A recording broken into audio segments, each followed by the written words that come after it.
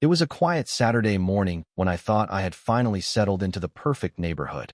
Oak States, a place that seemed to have everything: well-kept homes, peaceful streets, and the kind of tranquility I thought I had been searching for. I could already picture myself enjoying mornings with my coffee on the porch, maybe even getting a little work done in the garden. Everything seemed perfect, until the HOA moved in. At first, it didn't seem like a big deal. I had seen HOAs before, little groups of self-important people enforcing rules no one really cared about. But in Oak States, this HOA wasn't like the others. They were something else entirely. They weren't just interested in enforcing rules. They were interested in controlling every little thing. The HOA officers were a strange group.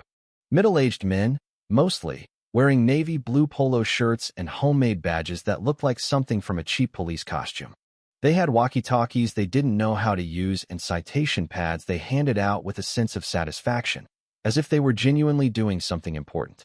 The more I saw them, the more I realized how badly they wanted to be real cops, but without the actual authority.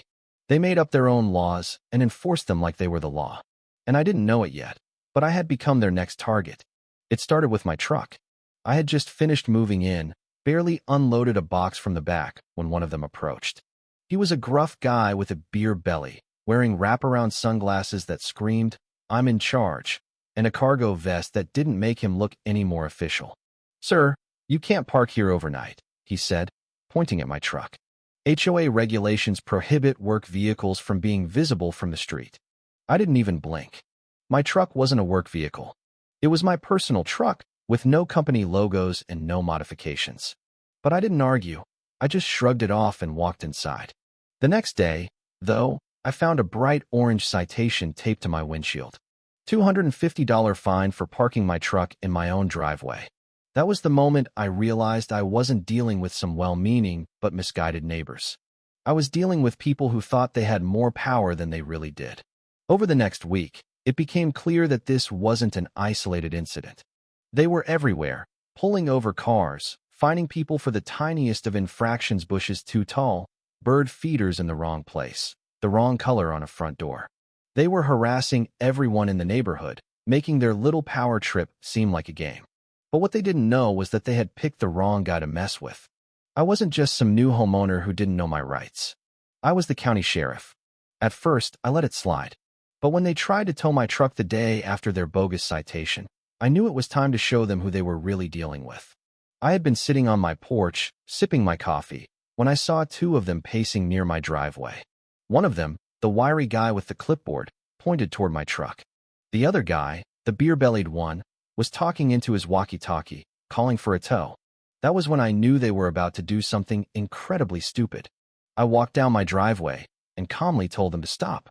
"You might want to think real hard about what you're doing," I said, making sure my voice stayed calm. The wiry guy turned to me, acting smug, and told me that my vehicle was in violation of HOA regulations and that it was subject to removal at my expense. I folded my arms. "Before you do anything, I want you to call the police." He laughed. "That won't be necessary." "Oh, but it will be," I said, letting a little of my real authority seep into my voice. "What you're trying to do is called grand theft auto, and since I'm the police, I'd love to see how this plays out."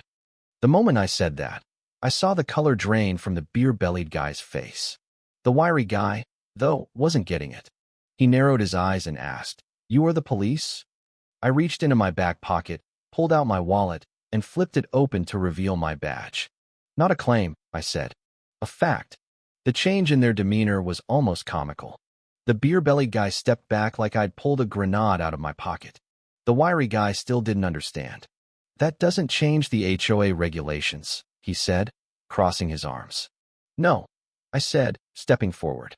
"What you don't understand is that you have zero legal authority here. You are not law enforcement. You are not a government agency. You are a homeowners association, which means you can't tow, fine, or penalize anyone.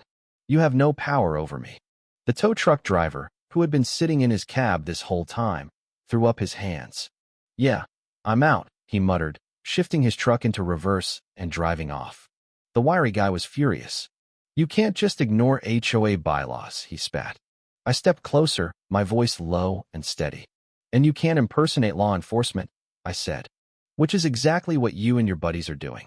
Every time you make fake citations and act like real cops, you're breaking the law. The wiry guy swallowed hard. This isn't over, he muttered as they hurried away.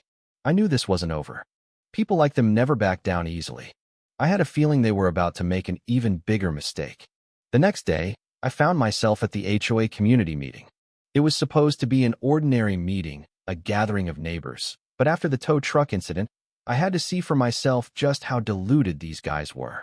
I slipped into the back of the room and took a seat. The HOA president, Gregory Hull, stood up at the front. He cleared his throat and began to speak, puffing himself up as if he were about to give a presidential address. We have some serious matters to discuss tonight, he said, his voice dripping with authority. There are residents in this neighborhood who refuse to comply with our community standards. They've ignored fines, disrespected our officers, and interfered with enforcement actions. I leaned back in my chair, arms crossed. I knew exactly where this was going. Hull continued, and because of these continued violations, the HOA has been left with no choice but to take further action. And that's when it happened. He motioned toward the fake officer's beer belly guy, and the clipboard guy and announced that they were placing me under citizen's arrest. The whole room went silent. Clipboard guy pulled out zip ties from his pocket and took a step toward me, like he was going to slap them on my wrists. Stand up, sir, he ordered. I couldn't help it. I burst out laughing. Actual, belly-clutching laughter. The room froze, and for a moment, everyone just stared at me, unsure of what to do. I stood up, wiped a tear from my eye, and said, "Oh, it's definitely a joke. And you guys are the punchline." Clipboard guy didn't know what to do. He still tried to press the issue, but I wasn't having it. I pulled out my badge again and showed it to everyone. "County Sheriff's Department," I said, my voice clear and firm. "You will be forced to what exactly?" The room went completely silent. No one moved, no one spoke. The HOA officers were frozen. I explained it to them again that what they were doing wasn't just annoying, it was criminal. They were impersonating law enforcement, which is a felony. And I had all the evidence to prove it. The whole room was shocked, and one of my deputies stepped in to back me up. We'd been building a case against the HOA for weeks, and now, it was all coming to a head. Holt, the HOA president, was arrested for fraud, embezzlement, and conspiracy. The fake officers were arrested too. The neighborhood, which had been under the thumb of these fake cops, was free. But I wasn't done yet. I wanted to make sure the HOA never had the chance to ruin anyone's life again. So, over the next few weeks, the investigation into the HOA's finances revealed a web of corruption, and the HOA was dissolved. The fake officers were facing jail time, and the neighborhood was finally rid of their power trip. But the best part? Watching Holt's face as he was dragged away in handcuffs, knowing that he had finally been exposed. No more fake citations. No more ridiculous fines. Just a neighborhood that was free. And me? Well, I got a few thank you notes and some beers at the local bar. But what I valued the most was the peace that returned to the neighborhood. So, here's the lesson in all of this. Don't let power-hungry wannabe cops get away with their schemes. Stand up for what's right, and make sure the ones who try to make your life miserable end up with a taste of their own medicine.